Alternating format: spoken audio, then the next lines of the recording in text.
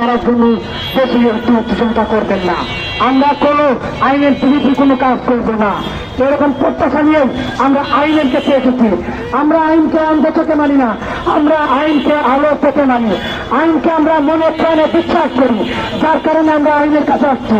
আইন যদি আমাদেরকে সান্ত্বনা দিয়ে দিয়ে রাখে তাহলে আমরা অন্ধ হয়ে যাব। আপনাদের ভাববে যে আপনারা অন্ধ, আমরা অন্ধ নয়। আপনাদের প্রতি আমাদের বিশ্বাস ভালোবাসা আছে বিদায় আমরা এই পর্যন্ত এই চিন্তা চর্চা জন্য কোনো কিছুতে লিপ্ত হই নাই।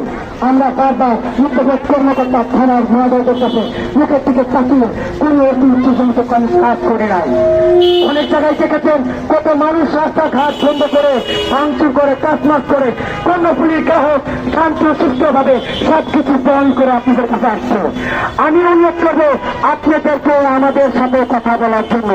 আমি মাননীয় ওসি মহোদয়কে দৃষ্টি আকর্ষণ করবো আমাদের সাথে কথা বলার জন্য, এবং আমাদের থানা উচ্চপক্ষ কর্মকর্তা এসি সাহেবের সাথে আমরা কথা বলেছি।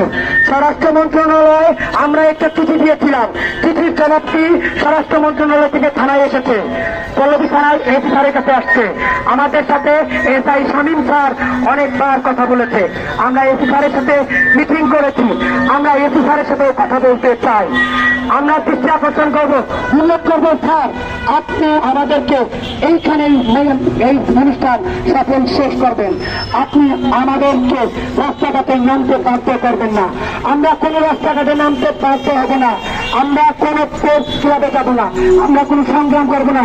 আমরা জানি দেশের পরিস্থিতি খুব খারাপ, এই খারাপ অবস্থায় আপনাদেরকে আর ভেজালের ভিতরে আমরা রাখতে না বলে আমরা শান্তিপূর্ণ সমাবেশ দেখেছি। আমাদের গ্রেপ্তারের উপরে মিথ্যা মামলা দেওয়া হচ্ছে। আমি আপনাদেরকে অনুরোধ করবো সেই দিক থেকে ওই খুনির পেছনকে আপনারা আইন আওতায় আনবেন দ্রুত। আপনাদেরকে দৃষ্টি আকর্ষণ করবো 1 সপ্তাহ মধ্যে এই খুনি পেছনের বিরুদ্ধে আপনারা ঐক্যবদ্ধ হয়ে মহা পরিচালনার মাধ্যম দিয়ে একটি মহা সমাবেশের মাধ্যম দিয়ে আপনাদের মাধ্যম দিয়ে তাকে ধরে নিয়ে এসে আপনারা আমাদের লেনদেন ক্লিয়ার করবেন। আমাদের লোক ঘুমিয়েছিল না, আমাদের লোক আইনের প্রতি বিশ্বাস করে, যিনি আগের অফিসার ছিলেন তিনি আমাদেরকে অনেকবার থামিয়ে রেখেছেন, অনেক আশা দিয়েছেন। তিনি বলেছেন, আমার সাথে কথা বলেছেন এবং আমাদের ব্যক্তিগত অনেক লোকের সাথে কথা বলছেন। তিনি বলেছেন যে আমার কাছে 2.5 কোটি টাকা আছে।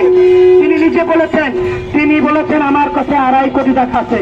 আমি এই 2.5 কোটি টাকা সমাবে এই আপনাদের এই সরকার পতন হয়েছে, এখন যখন সুস্থ সমাধান হবে আমি তখন সমাধান করে দিব। আমাদের এখানে এসআই হাজি